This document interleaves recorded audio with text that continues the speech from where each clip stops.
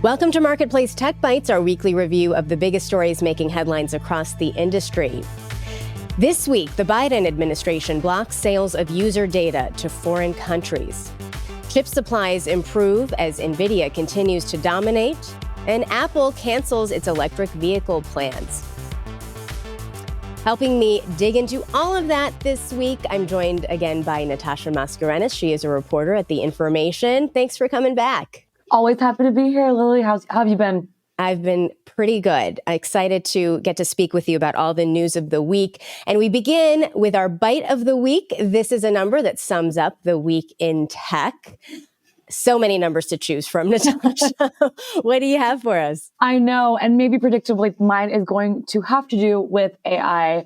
My number of the week, my bite of the week, is 15.2 billion, which is the exact number that India just approved of dollars that will be used to create chip making facilities in the country. And chips obviously are the bread and butter of all the AI companies and the innovation there. So a big move by the president, by the prime minister, and also trying to make India part of the race right now. Absolutely. And we're going to be talking about India and AI sovereignty in a couple of days on the show. So more to come. This is a really interesting space as we see other countries around the world try to get a piece of the AI action. Mine is 10 billion, as in that's the number of dollars that Apple reportedly spent on its car project, which was canceled this week. And we are, of course, going to be talking about that. But my God, that is a lot of money. All the billions. Not to mention 10 years of time. Oh my gosh, yeah. But our first story, which we're going to talk about, is President Joe Biden signing an executive order on Wednesday to stop the sale and distribution of American user data to what the White House is calling countries of concern. Natasha, let's start with what the goal is first.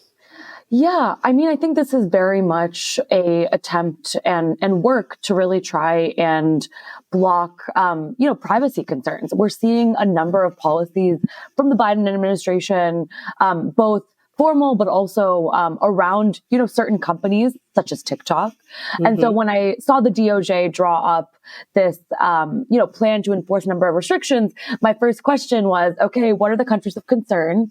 And those are very much a lot of ones that we've, already seen policies around: China, Russia, North mm-hmm. Korea, Iran, and others, according to reporting. And so, I definitely am seeing this as like a continuation of a lot of the policies and worries that we've seen from the administration so far around data leakage. Yeah, and computer hacking was already prohibited in the U.S., but buying sensitive data through brokers is still legal. And so that's where this crackdown comes into play. Do we have a sense of why the administration is doing this now? I imagine that part of it is that, the administration is only seeing this worry grow. Like you said, like the fact that data brokers and companies can still sell American data to organizations that are in, countries that can be adversarial to the United States, especially China and Russia, is, that still being a fact is something that I'm sure the administration has been working on for a while. But I would be remiss to, not assume that the AI is making things move a lot faster, and data is the big conversation in AI right now. So every startup I speak to, they themselves are thinking about security, just domestically. I understand why the government is thinking about it, globally. Yeah. And who are the potential winners and losers here? I mean, I think certainly the administration wants to project that this is a win for American consumers, but the stakes seem a lot higher than, a conversation around individual user data. Totally. I mean, I think that Axios did a great job explaining how this is, different than just a few bad actors getting a slap on the wrist and no longer being able to sell data to brokers. Because actually, per this reporting, U.S. buy agencies also purchase data sets from brokers too. And so when it comes to, winners and losers, definitely it's great to be able to maintain a little more privacy and understand more about social media activity. security. At the same time, and obviously stop potential hacking. At the same time, where the enforcement will be and where you're going to be drawing the lines is something that I think they're still figuring out. So it's, unclear right now. Absolutely. And we actually had on Marketplace Tech a couple of months ago, researcher Justin Sherman from Duke, who has been looking at how data brokers sell the information of active duty service members. Such an important issue. He talked to us about how if a foreign actor can figure out who, for example, is in debt, that's an opportunity for blackmail, and that can have national security implications. Really interesting segment produced by my colleague Rosie Hughes, and we have that link posted on our website, marketplacetech.org. On to our next story. The semiconductor chip maker Nvidia continues to dominate the market, and you've been reporting on how companies that are either working in AI or trying to pivot to AI, who isn't, they're all trying to get their hands on as many of these graphic processing units, or GPUs, as they can. What you're finding is that the crunch seems to be easing a bit. Totally. So last week, if it was already last week somehow, Nvidia CEO Jensen Huang told investors that the supply is improving. Nvidia's supply for chips is improving. And it's something that AI software developers, founders that I've been speaking to, both reacted to with a exhale and also, a little bit of like, okay, we can finally kind of honestly take a minute to think about how we're spending money. And this, but just a reminder is chips are not, magic dust on top of AI. They're a lot of times like the means to an end for an AI company. They're what help them do the actual work. And so for the supply to be easing has a ton of ripple effects for the industry. And it was fun to write a story about how things are, for one small portion, getting a little bit easier for founders right now. Yeah, I bet that's very welcome news. And I was interested to learn that companies often rent these chips, like the H100, which is the most advanced chip that Nvidia makes. Talk to me about the factors that are causing this crunch to ease a little bit right now. Yeah. So like the Nvidia CEO said, a part of it is just the natural change in supply. Now that there are more chips that Nvidia is able to offer for either purchasing or renting, companies are able to kind of find access and be able to afford it. Another factor is that AWS from Amazon has introduced a new service that makes it easier for companies to rent those chips. And I personally have been talking to so many investors that are finding GPU resale marketplaces, which will take a big cluster that might be too expensive for a company to buy, break it up in little chunks, and kind of price it according to demand in a way that has then, again, created more flexibility and liquidity of chips. So you no longer need to be, sitting on 15.2 billion to access a chip if you're an early stage startup. And so that's one of the factors. It's just kind of this maturation in the market and also more supply from NVIDIA's end. Yeah. So what happens next here? What happens next is, the question is very much like, even if it's easy to access, how are we going to see price change? Obviously, NVIDIA has had insane growth revenue-wise because of this demand in chips. But I'm already hearing people say that even though the demand is still there, we're being a little bit more picky on price. And so really just trying to understand, like, are founders and are people who are running AI models going to be paying up for things if they are more specialized, such as the new H100 chip, or are they fine with an A100 chip, which is a earlier version? Those are some of the questions. Is maturation going to at all squeeze NVIDIA or at all change the demand for what NVIDIA has to offer? And then, of course, like, margins and the actual success of business still matters. And so I'm interested personally to see, now that you no longer have to overspend on chips, how are we seeing these businesses actually start to make money in AI? Something that we actually are not still seeing too much of. Good point. Natasha and her colleagues at The Information all over this topic. Well, on to our third and final one. I'm really excited to talk about this one. Apple has given up on its plans for a proprietary electric vehicle. I'm going to ask you to pack in as many driving puns and cliches as possible, please, as we discuss this one. And I will start us off with what caused this effort to sputter? Oh my gosh. Well, I don't want to steer anyone the wrong way. probably more than an effort. This is not something that was a beta project. It's not something Apple was toying with.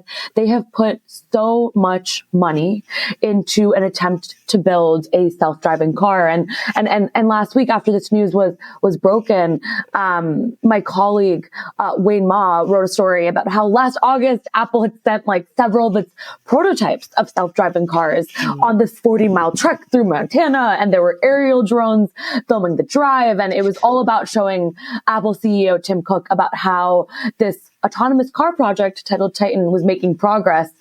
Fast forward now, they're also pivoting to AI, and we're seeing Apple abandon those goals. And so that was my big takeaway of the week. It was Apple's not giving up on a hope; it's giving up on something it put a lot of money and time into. Yeah, so it must be very hard to cut the cord on something like this, or pull the plug, if you will. Pull the plug.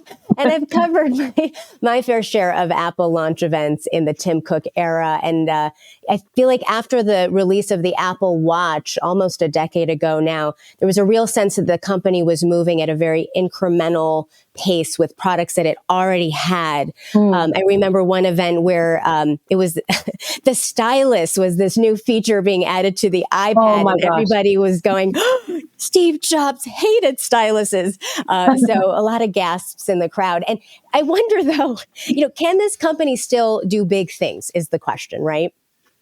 Of course. I mean, at the end of the day, there are lines down the street anytime Apple introduces anything.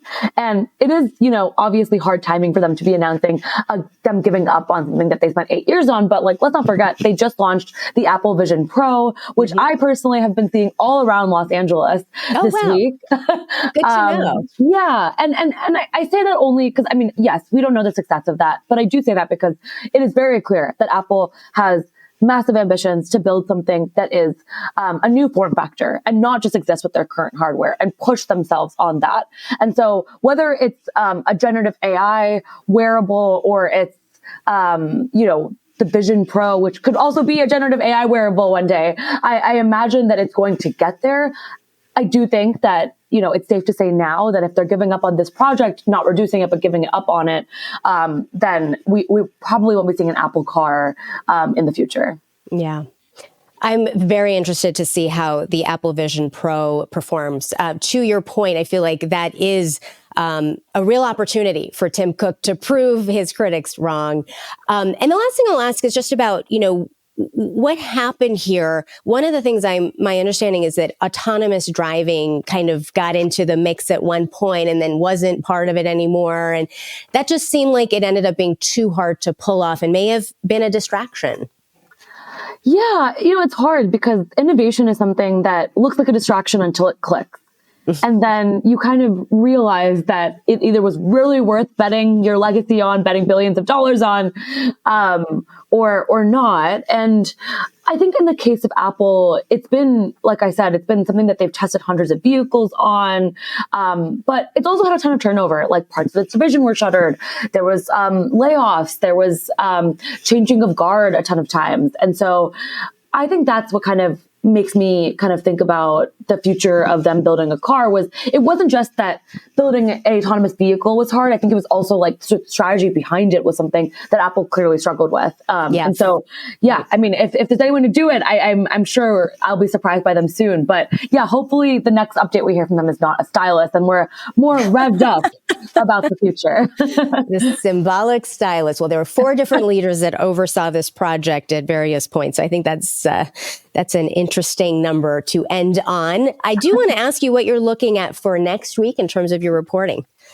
Yeah, one thing that I'm spending a lot of time on is looking at this talent shuffle that is happening across all of these big tech companies right now. Weirdly, I had a dream about it last night, which we can unpack later. But I will say for now, we reported last week that Nextdoor CEO has left the company and its original co-founder has rejoined. And so we're starting to see a lot of free agents on the market that are potentially up for grabs, starting companies, joining venture firms. And so I feel like tracking where some of like the greats that are leaving right now because of the market, because of a billion reasons are going. It's kind of like my evergreen interest next week. Yes.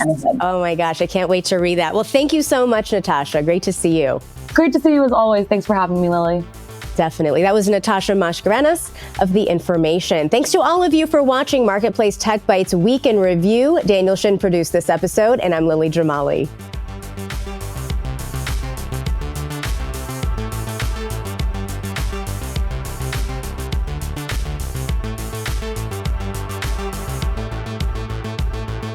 This is 8 p.m.